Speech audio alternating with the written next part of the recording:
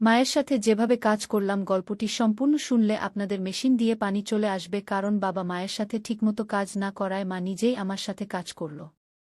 বন্ধুরা, গল্পটি শোনার আগে অবশ্যই আপনারা কানে হেডফোন লাগিয়ে নিবেন এবং হাতের কাজ করার আগে অবশ্যই হাতের কাছে টিস্যু রাখবেন। আমার নাম সন্দীপ। আমি মধ্যপ্রদেশের একটি ছোট শহরে বাস করি। সেখানেই আমি এবং আমার পরিবার থাকি। কোনো অভাব নেই, বাবা প্রচুর উপার্জন করেন এবং আমি কলেজে পড়ি। আজ আমি আপনাদের আমার জীবনে ঘটে যাওয়া একটি আকস্মিক ঘটনার গল্প শোনাতে যাচ্ছি। এটি সেই সময়ের কথা যখন আমি কলেজে পড়তাম এবং তখন ততটা বুদ্ধিমানও ছিলাম না। আমাদের বাড়িতে আমি, আমার মা এবং বাবা থাকি। আমাদের বাড়ি বেশ বড়, যেন কোনো ধনীর বাংলো। বাবা সকালে কাজে চলে যান এবং রাতে দেরি করে বাড়ি ফেরেন। সেই সময় বাড়িতে শুধু আমি এবং মা থাকতাম। আমি কিছুক্ষণ পড়াশোনা করতাম এবং পরে ঘুমিয়ে পড়তাম। কিন্তু মা সবসময় বাবার জন্য অপেক্ষা করতেন।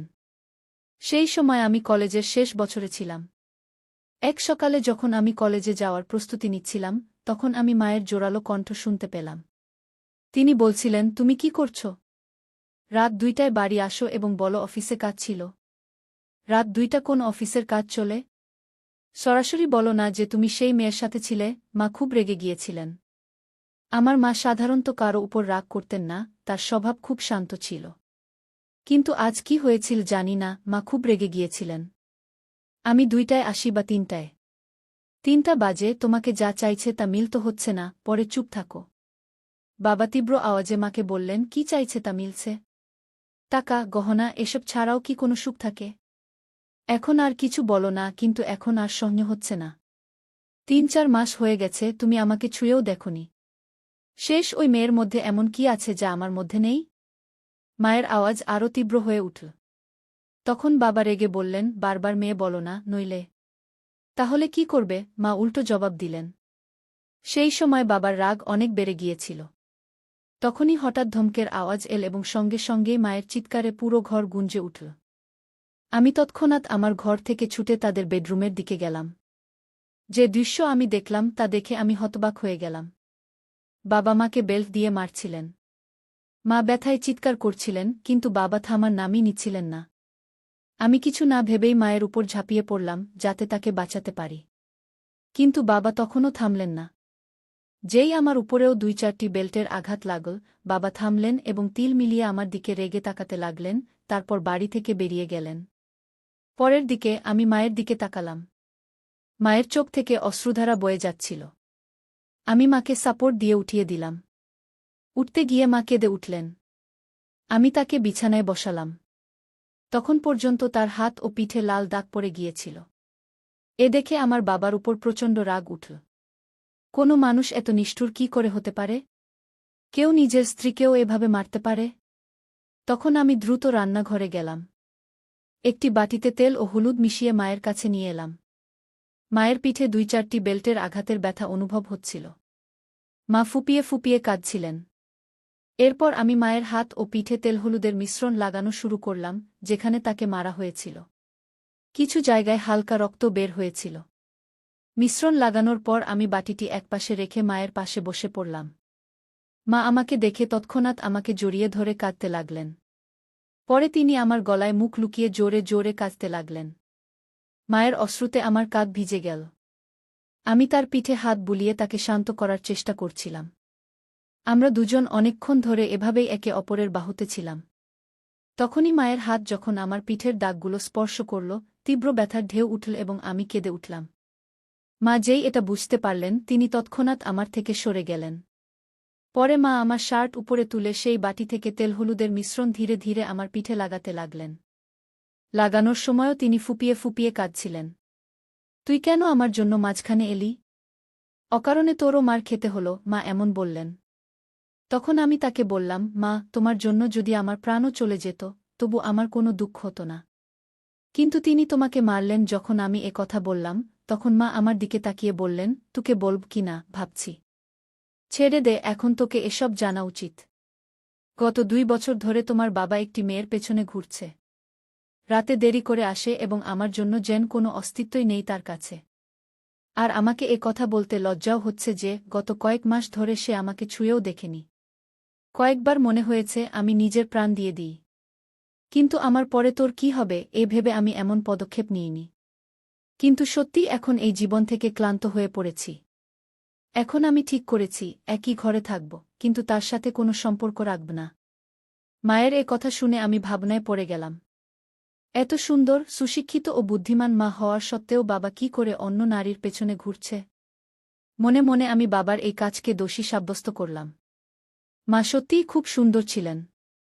সুন্দর চেহারা, নাজুক বডি, স্লিম ফিগার, ৫ ফুট উচ্চতা, ফর্সা রং, তিনি যেন কোনো ছবিতে আঁকা দেবীর মতো দেখাতেন।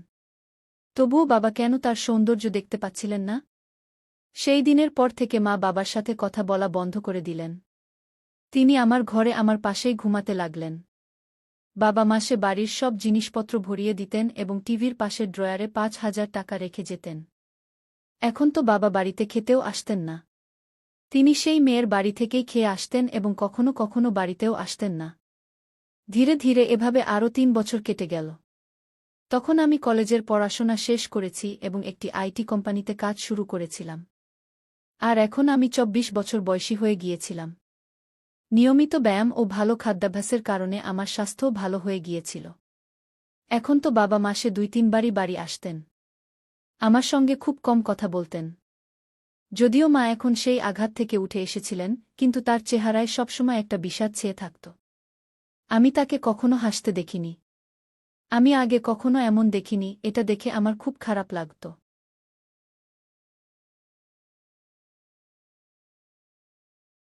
যখন আমি চাকরিতে যোগ দিই, কোম্পানি আমাকে একটি ল্যাপটপ দিয়েছিল, তাই আমি বাড়িতে ইন্টারনেট সংযোগও করিয়ে নিয়েছিলাম। ছোটবেলা থেকে মায়ের সঙ্গে থাকার কারণে আমার বেশি বন্ধু ছিল না, মাই ছিলেন আমার সবচেয়ে কাছের বন্ধু। সন্ধ্যায় যখন আমি কাজ থেকে বাড়ি ফিরতাম, ফ্রেশ হয়ে চা খেতাম এবং পরে বেডরুমে গিয়ে ল্যাপটপে ইন্টারনেট ব্যবহার করতাম। এটা আমার সময় কাটানোর মাধ্যম হয়ে উঠেছিল। সেই বয়সের কারণে আমি ইন্টারনেটে বিভিন্ন ধরনের সিনেমা দেখতাম, কিন্তু আমার সবচেয়ে বেশি পছন্দ হতে শুরু করেছিল মা এবং ছেলের মধ্যে সম্পর্ক নিয়ে সিনেমা। ধীরে ধীরে মায়ের দিকে তাকানোর আমার দৃষ্টিভঙ্গিতেও পরিবর্তন আসতে শুরু করেছিল। একদিন সোমবার ছিল, রাত প্রায় ৯টা বাজে, হঠাৎ বাবা বাড়ি এলেন। আমাদের বাড়ি মায়ের নামে ছিল। বাবা মাকে বলতে লাগলেন যে বাড়ি তার নামে করে দিতে। তখন মা অস্বীকার করলে বাবা তাকে খুব বকাঝকা করতে লাগলেন। মা চুপচাপ শুনতে থাকলেন। এমন সময় বাবা মায়ের গালে এক চড় মারলেন। এ দেখে আমার রক্ত গরম হয়ে উঠল। বাবা দ্বিতীয় চড় মারতে যাচ্ছিলেন, তখনই আমি তার হাত ধরে ফেললাম এবং বললাম, বাবা, এখন যথেষ্ট হয়েছে। এই তামাশা অনেক হয়েছে। এখন আর সহ্য করা যায় না। আজ থেকে এই বাড়িতে পা রাখলে এর পরিণাম ভালো হবে না গি। এরপর মাও রেগে বাবাকে খুব বকলেন। বাবা মায়ের জোরে বকুনিতে হঠাৎ থেমে গেলেন এবং আমার শক্তিশালী শরীর দেখে সেখান থেকে চলে গেলেন। পরে আমি দরজা বন্ধ করে মায়ের কাছে গেলাম। মা আমাকে চোখে অশ্রু নিয়ে দেখলেন এবং দৌড়ে এসে আমাকে জড়িয়ে ধরে ফুপিয়ে ফুপি কাঁদতে লাগলেন। আমিও মায়ের কোমর শক্ত করে ধরে তাকে আমার বাহুতে জড়িয়ে নিলাম। মা হিক্কা নিচ্ছিলেন এবং বলছিলেন, ঠিক আছে বেটা, এই মানুষের এই অসীম। আজকের পর যদি সে বাড়িতে আর না আসে তাহলেই ভালো। মা বললেন, এখন এই বাড়িতে তার আসার সাহস হবে না। আর যদি আসেও, আমি তাকে ছাড়ব না গিয়ে আমি বিষয়টি নিয়ে রেগে মাকে বললাম। এরপর মা চিন্তিত হয়ে বললেন, সন্দীপ বেটা, এই মানুষের সাথে জড়িয়ে না। যদি তোমার কিছু হয়ে যায়, আমি কার উপর ভরসা করব? তখন আমি আবেগে বললাম, তুমি চিন্তা করো না মা। সেই সময় আমার কাছে চাকরি ছিল না, তাই আমরা বাধ্য ছিলাম। কিন্তু এখন আমার কাছে ভালো চাকরি আছে। তুমি চিন্তা করো না, আমি তোমাকে কিছু হতে দেব না গিয়ে আমি মাকে আশ্বস্ত করে বললাম। একদিন দুপুরে আমি কাজ থেকে বাড়ি ফিরলাম। যেমনই আমি আমার চাবি দিয়ে দরজা খুলে ভেতরে এলাম, তখনই আমি একটি অদ্ভুত শব্দ শুনলাম। আমি বেডরুমের দরজার কাছে গিয়ে দেখলাম দরজা ভেতর থেকে বন্ধ ছিল। আমি দরজার ছিদ্র দিয়ে ভেতরে তাকিয়ে দেখলাম যে মা ভেতরে কারো সাথে ছিলেন। যে দৃশ্য আমি দেখলাম তাতে আমি হতবাক হয়ে গেলাম। প্রায় ১০ মিনিট ধরে আমি সেখানে তাকিয়ে রইলাম। হঠাৎ মা অজ্ঞান হয়ে মেঝেতে পড়ে গেলেন। বাড়ির বারান্দার দরজা খুলে আমি বাইরে গেলাম। এরপর আমি জোরে বললাম, মা, আমি চলে এসেছি। তুমি কোথায়? বলেই আমি হাতে ধরা ব্যাগ সোফায় রেখে জুতোর ফিতা খুলতে লাগলাম। কিছুক্ষণ পর মা বেডরুমের দরজা খুলে বেরিয়ে এলেন। আমাকে দেখে তার মুখে ঘাবড়ে যাওয়া এবং আশ্চর্যের ভাব ছিল। আমি দ্রুত জুতো খুলে বেডরুমে ঢুকে গেলাম। টেবিলে আমি কলার একটি প্লেট দেখলাম। আমি একটি কলা নিয়ে খেতে লাগলাম। মা আমার পিছে পিছে এলেন। আমি ঠিক তখন কলা খেতে যাচ্ছিলাম, মা কিছু বলতে যাচ্ছিলেন, কিন্তু আমি আগেই কলা মুখে পুরে ফেললাম। মা অবাক হয়ে আমার দিকে তাকানোর সুযোগ পেলেন, আর আমি শান্তিতে কলা খাচ্ছিলাম। কলাটা একটু কাঁচা ছিল, তাই পুরোপুরি মিষ্টি নয়। মা, কলা খুব ভালো আছে। আর কলা কি? আমি কলা খেতে খেতে মাকে জিজ্ঞাসা করলাম। মা কিছু উত্তর দিলেন, কিন্তু তার মুখেই রইল। কিন্তু বন্ধুরা, আমি আপনাদের বলছি, সেই কলাগুলোর স্বাদ এত ভালো ছিল যে কিছু বলার নেই। কলা খাওয়ার পর আমি বাথরুমে গিয়ে ফ্রেশ হয়ে এলাম এবং তারপর ঘরে গিয়ে ল্যাপটপ খুললাম। তারপর আমি একটি রোমান্টিক মুভি দেখতে লাগলাম। রাতের খাবারের পর আমি বেডরুমে ঘুমাতে গেলাম। কিছুক্ষণের মধ্যে মা সব কাজ সেরে ঘুমাতে এলেন। মা হালকা গোলাপি রঙের নাইটগাউন পরেছিলেন। তখন আমি ল্যাপটপ থেকে চোখ সরিয়ে মায়ের দিকে তাকালাম। মা নিচু হয়ে তাকিয়া ঠিক করছিলেন। তাকিয়া ঠিক করার পর মা বিছানায় শুয়ে পড়লেন।